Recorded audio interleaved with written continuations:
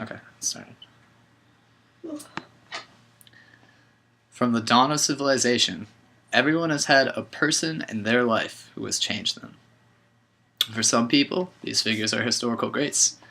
They include Gandhi, Winston Churchill, Dalai Lama, the Reverend Dr. Martin Luther King Jr., and many others. But for a lot of us, it's simply someone we've known our whole lives. For me, this person has shaped my life since the very beginning. He's shaped me since before I could even walk or talk. He's loved me unconditionally, and his heartwarming nature was always there to comfort me when I didn't get my blankie or my snack on time. You might be thinking that I'm talking about my mom, my dad, or any of my other wonderful family members. But no. This person was who I went to when my parents were busy. He taught me how to live and how to love. By now, I'm sure you all know who I'm thinking of. That's right, it's Elmo. Let me tell you a little bit about Elmo.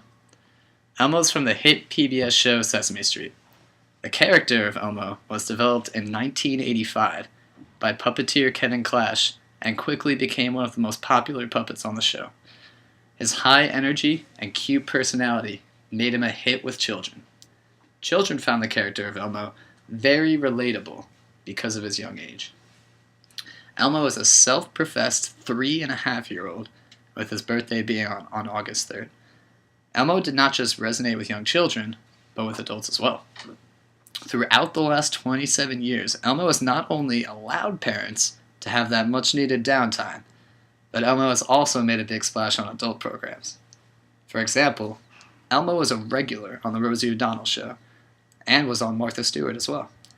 He also appeared with Emeril Lagasse several times for specials in which they promoted healthy food choices. Elmo and his friends on Sesame Street have been translated into many different languages, including Spanish, French, Chinese, and German. Elmo reached millions of children, not just in the United States and other English-speaking countries, but throughout the world. Elmo's message reached children across different ethnicities, nationalities, and religions. He was truly a global figure. Elmo wasn't just something that you watched on TV when you were bored. We carry Elmo with us wherever we go. Elmo chore charts exist to make kids excited about doing their chores. Elmo school supplies make kids excited about learning. I, for one, put an Elmo sticker on almost everything I had. But one of Elmo's biggest impacts was with the Tickle Me Elmo doll. This doll was an interactive doll that spoke and responded in fits of laughter when it was tickled.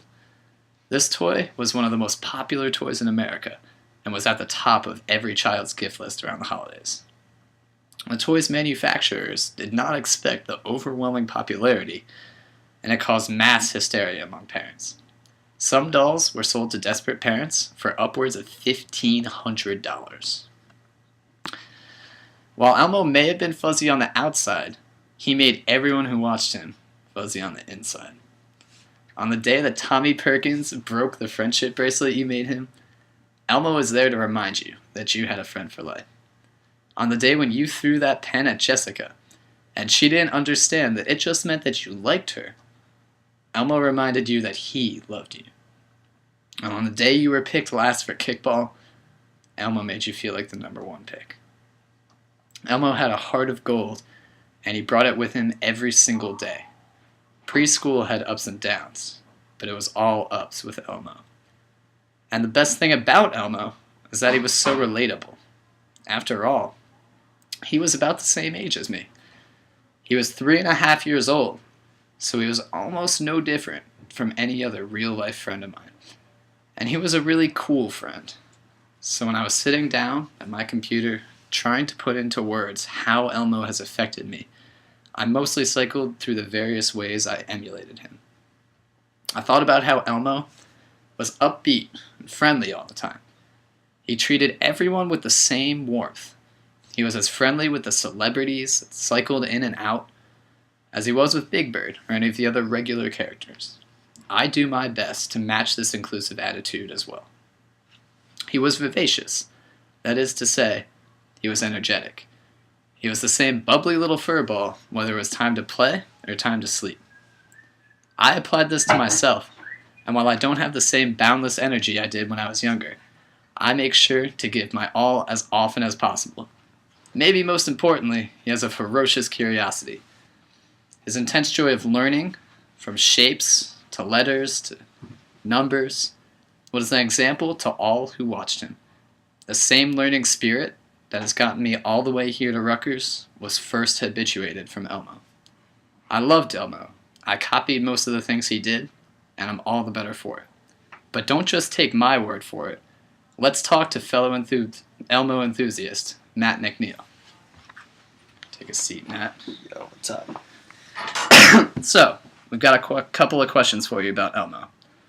Number 1, how has Elmo informed the person that you are today? Well, I mean, Elmo's like a basic idol for most children, right? You learn very basic things from society, like manners and like self-esteem. You learn to share all these important things. I mean, along with basic arithmetic, grammar, even imagination is covered by Elmo. Literally the basis for living society. That's like Elmo's like the soil, and the roots grow from the soil. That's true. That's an elegant way of putting it. And what would your childhood have been like without Elmo? Well, I mean, definitely like empty and shallow. Like I looked forward to Elmo after preschool. Without to look forward to it, like you have a bleak existence. You know what is childhood without Elmo? That's very true. It's upsetting, is what it is. All right. Thank you for answering our questions, Matt. Thank you very much. All right. So Elmo has affected all of us in one way or another. But another thing that I noticed while I was reflecting on Elmo is that I kept on using the past tense. I treated Elmo as someone who was gone forever.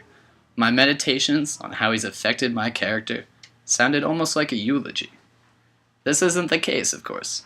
Elmo is alive and well, and entertains today's children as effectively as he entertained me 15 years ago, or even entertained those much older than myself. Elmo is a bridge across generations. He means the same thing to all of us that have watched him since he first debuted on television. That's sort of beautiful. I treated Elmo as part of the past because I eventually stopped watching Sesame Street, as most of us did. But Elmo keeps right on existing. Elmo was, is, and forever will be. And now excuse me, because I'm going to go hang out with my best friend.